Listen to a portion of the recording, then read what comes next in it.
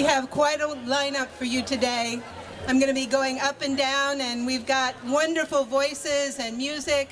And if you're here to speak or perform, please come to this corner of the area so that we can get people up and down quickly. We have a lot to share today, and I am so honored to share these poems from Marge Piercy. When I was only 14 years old, and that was 40 years ago, I heard her read her own poem, To Be of Use, and it changed my life. I hope that these poems will go into your heart. We can't see that wind for Pilgrim nuclear reactor. We live on the side of an invisible volcano of poisonous energy, never able to guess the moment it will come to our homes and kill us.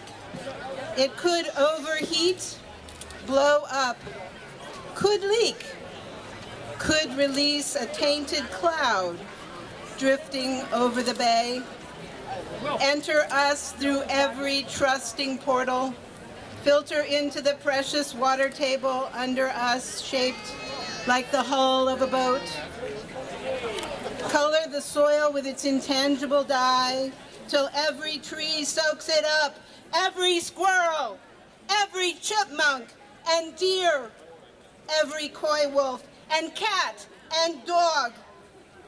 It eats into their wasting genes. Our children will bathe in it, will consume it for breakfast, will sleep in its silent waves. The decade of cancer comes. The next time a worker is sloppy, when the earth quakes hard, when a hurricane or terrorist strikes, that aging factory of death. Hi everyone. I want to thank the Nuclear Information and Resource Service for organizing the Carbon-Free Nuclear Free Rally and Contingent in this People's Climate March. Thank you so much. And thank you all for being here early and getting this day started right. Alliance for a Green Economy is a coalition of grassroots environmental, social justice, and anti-war organizations working together for a carbon-free, nuclear-free New York. We are so honored to be here today, standing shoulder to shoulder with you to call for the energy future we know is possible, the changes we know are necessary, and the action we know is urgent. This is going to be a celebratory and positive day today because there are so many thousands of people here and thousands more on their way to take a stand for climate action, to take a stand for our communities, to stand in solidarity with communities across the country and across the globe. Today, our actions and the connections we make will breathe even more conviction and energy into our movements. We will move ourselves today, and we will move others, and that is why we are here. But before we celebrate, I want to take a minute to remember and recognize the crises that brought us here, the sadness, the fear, and anger that many of us feel as we face catastrophic climate change, as we face terrifying nuclear threats, as we deal with the economy that doesn't provide basic needs for so many here and around the globe, and as we confront war, racism, and environmental destruction. It can be very difficult to know so much and to care so much, and to feel so little power to change the things we know we need to change.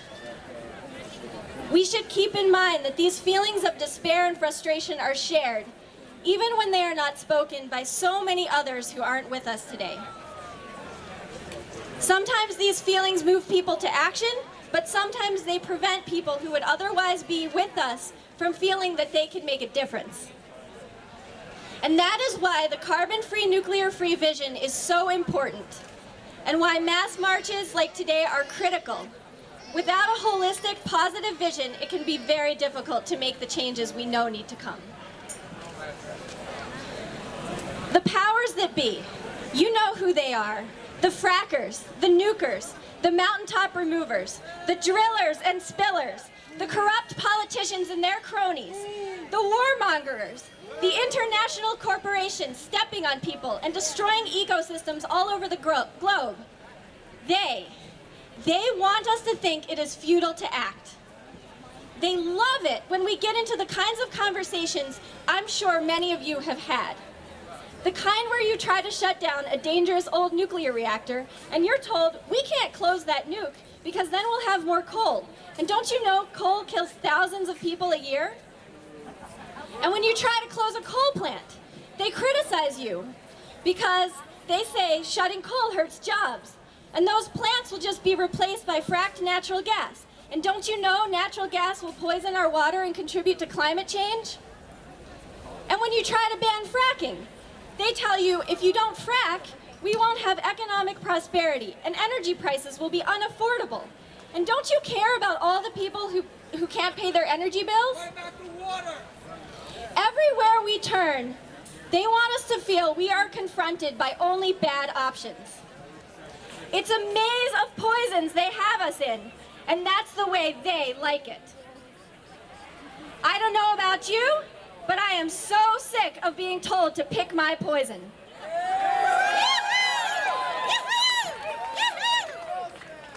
Let's get ourselves out of this conversation about which terrible choice is worse and work together toward a renewable energy transition that protects all of us and meets everyone's needs. As you will hear from later speakers, a carbon-free, nuclear-free energy system is not only viable, it's the only thing that makes sense. And researchers are lighting the way forward for how it can be done. This vision is real, it is feasible, and it is within our reach. We can and must rapidly transition to a 100% renewable energy system.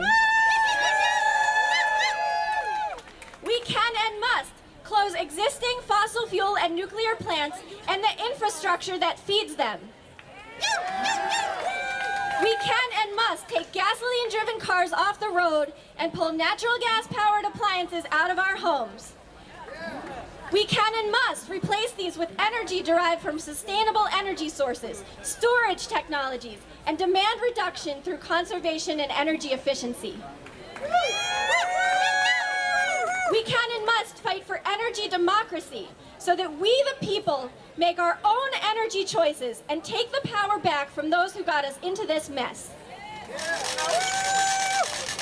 We can and must fight for social, racial, and economic equity in this transition so that we create a inclusive and just energy system. This transition has enormous potential to improve public health, provide jobs, lower energy costs, and revitalize local economies. But even so, we can and must avoid negative impacts on those who currently rely on the dirty and dangerous industries for their livelihoods. We can do this through proper planning, community leadership, and resources allocated to ensure fairness. This is the vision we need if we want to pull people out of despair and into our ranks. I'm not going to ask you that when you leave today you take your eyes off whichever polluters or exploiters you're fighting against or the specific solutions you're fighting for. But I am going to ask you to remember this big picture and weave it into your work. Find ways to stand in solidarity with those in every part of this multi-dimensional and diverse movement and work together to help people see the bigger picture for what is possible. This is how we can collaborate and how we can win. Thank you so much for marching today. I can't wait to lift my voice with all of yours. Nuke the climate! Don't nuke the climate! You know, where I live, we got a little news on Monday afternoon. Entergy Corporation announced that the Vermont Yankee nuclear power plant is starting a slow coast to zero energy production. And it is the last time that Vermont Yankee will coast to zero. No refueling this time. It can be done. And it can be done over and over again, as we've seen this year. But if you listen closely, you can hear something. It's like a growling, like a grumbling, like a gurgling. The beast is hungry. Nuclear power has not been bailed out in this country for almost 16 years. The plants are falling apart. The competition is stiff. And the beast is hungry. It's our job to stop the beast before it eats. And we're going to do it in the streets, and we're going to do it with our allies across this great movement. Yeah. So, we're going to march today. And when we all get home, we're going to march. And we're going to organize. And we're going to fight like hell and win.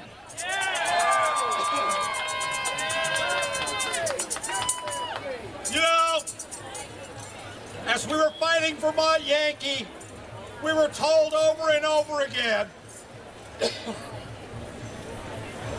that we little people in the states that we live in can't talk about safety.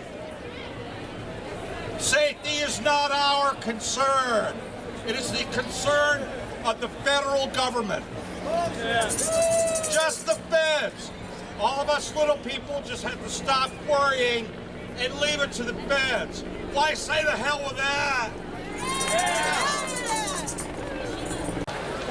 I think when I first published Carbon Free, Nuclear Free, there was a lot of skepticism about it. I was very open to debating the nuclear folks. He said, you know, base load, et cetera, et cetera.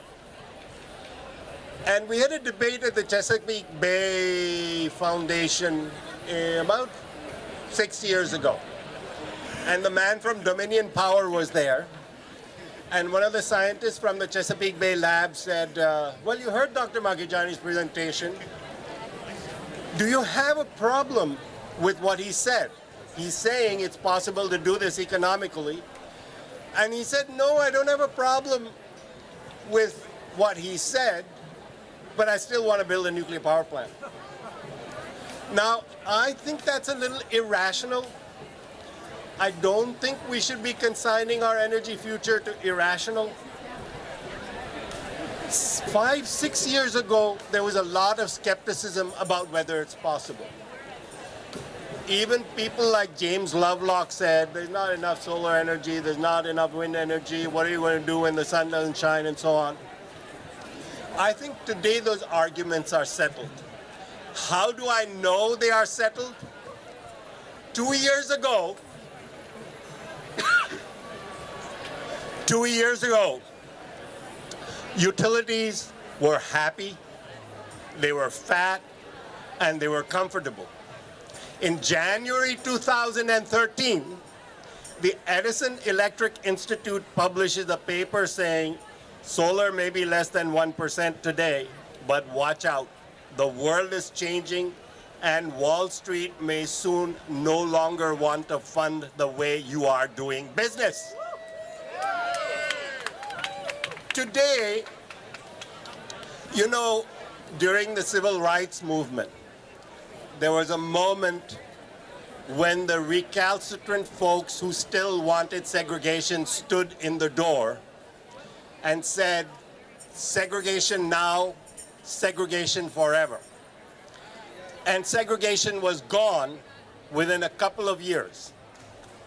I think today what we are seeing with the resistance of the utilities to solar energy, to changing the bills, to changing net metering, reminds me of segregation now, segregation forever. And I think they're going to be consigned to the same place. But they're not going to go quietly. They will need resistance, and they will need a positive plan. We have positive plans. It's not going to be without obstacles. Yesterday, somebody asked me, people say, well, Germany's having problems. Germany's embarked on this adventure. And I said, what happened to the American can-do spirit? Do you think they went from here to Oregon on the Oregon Trail without risk?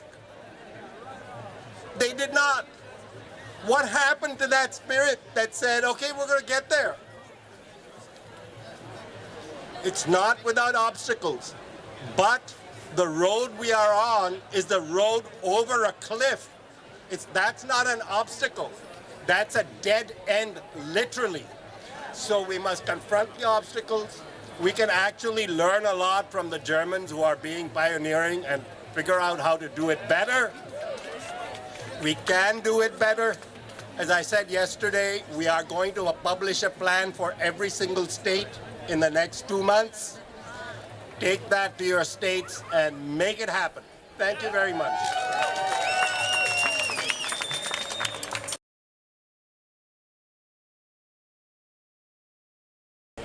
It's a bold-faced lie. As of 2013, the New York Power Authority does not contract any power from Indian Point. The subways run, the housing authorities run, everything runs without Indian Point. Con Edison only contracts 500 megawatts. That's a blink. So Indian Point is not necessary. It's dangerous. Indian Point 2's license expired last September, but the NRC is letting them operate. It's time to shut them down, stop listening to their crap on the Yankee games, and turn your back on deadly power. There's 2,700 tons of radioactive waste sitting in the pools of Indian Point on the banks of the Hudson River. There's no solution and there's no need. Tell your city councilman we don't need it, help it to shut. Let's stop using death energy and move into the future. Yeah. Thank you.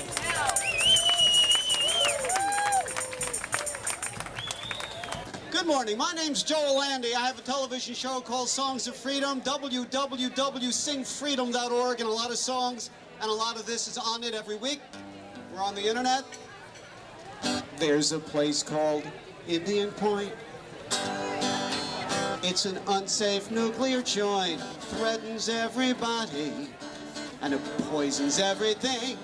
It's first on a public safety list. It's a target for a terrorist. We have a chance to shut it down. This is why we sing. This is your part. It goes like, kiss your ass goodbye. Kiss your ass goodbye. If we don't close Indian Point, kiss your ass goodbye. Kiss your ass goodbye. Kiss your ass goodbye. If we don't close Indian Point, kiss your ass goodbye. Within 50 miles of where it is, 21 million people live. A good part of our country could be gone with one mistake, or a bomb, or an airplane. The question remains, who would gain? Jeopardizing people's lives, the chances that we take. Your turn. Kiss your ass goodbye. Kiss your ass goodbye. If we don't close Indian Point, kiss your ass goodbye. Kiss your ass goodbye. Kiss your ass goodbye. If we don't close Indian Point, kiss your ass goodbye.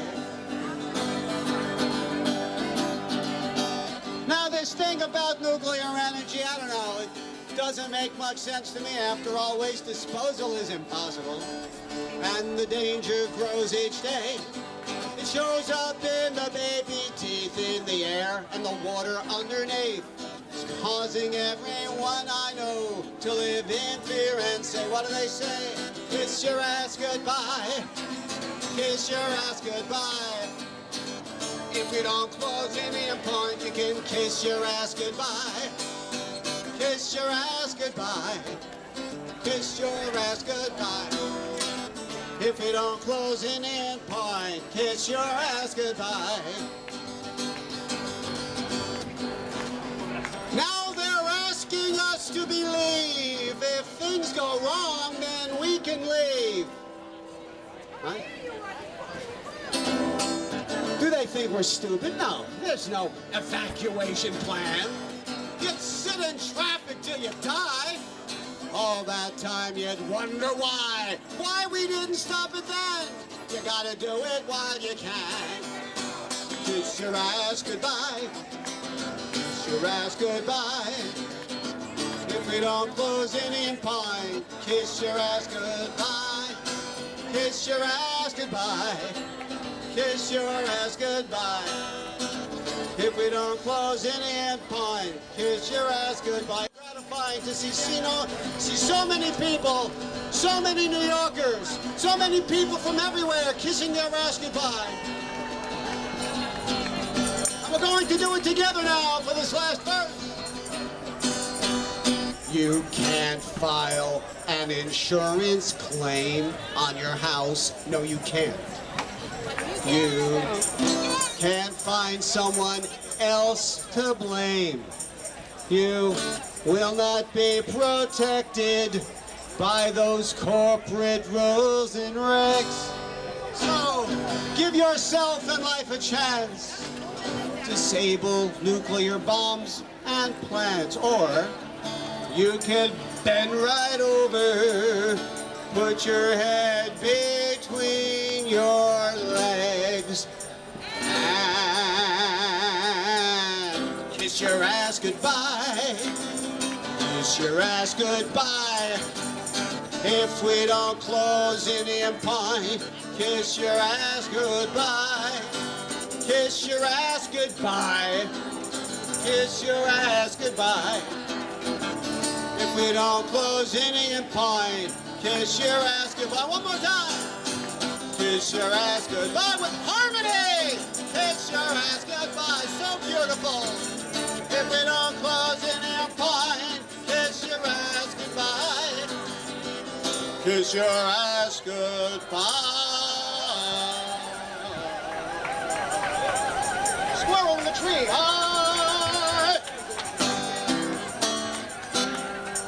Kiss your ass goodbye. If we don't close Indian Point, kiss your ass goodbye.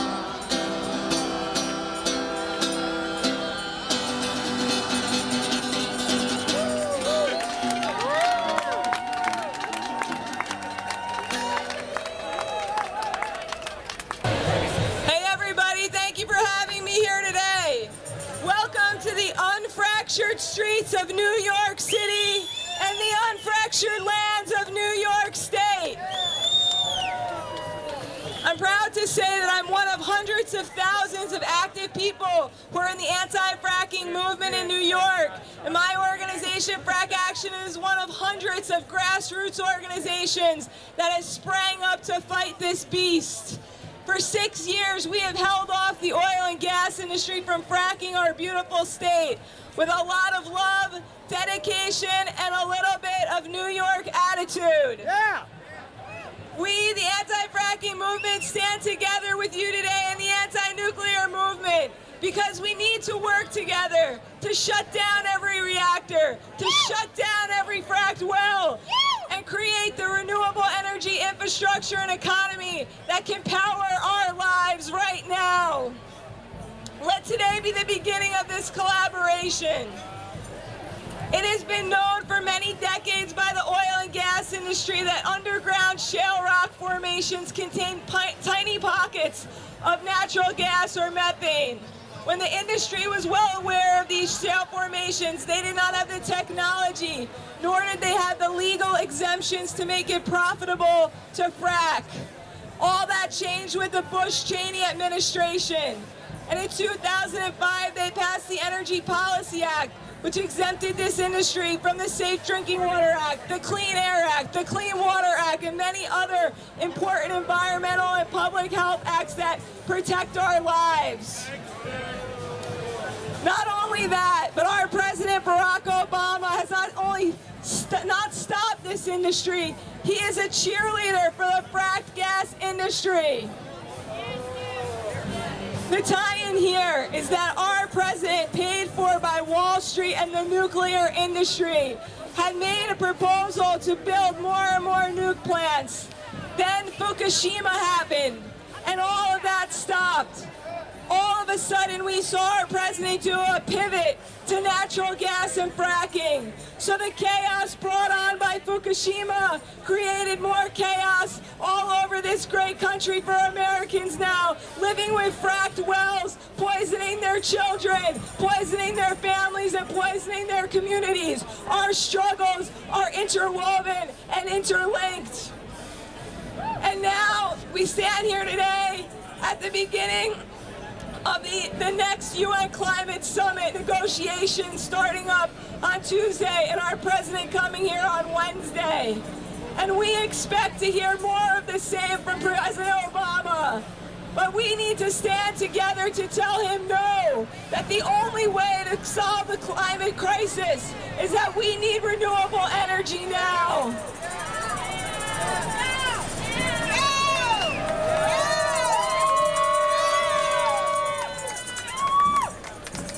All the nuclear facilities that run along rivers and the oceans will be flooded like Fukushima if the waters rise and the temperature of this earth keeps heating up.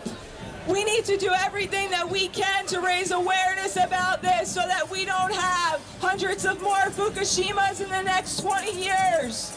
We need to work together to make sure that we stop fracking and ban it entirely in the United States of America, and that we can reverse the tide that we've started across this world with fracking spreading, thanks to our State Department former head Hillary Clinton going around to all the countries around the world promoting shale gas. We need to stop this energy industry right now, and it's the power of the people, the power of social movements that has always changed the course of history. And so I'm proud to stand with you today in the streets of New York City at this dawn of a new day.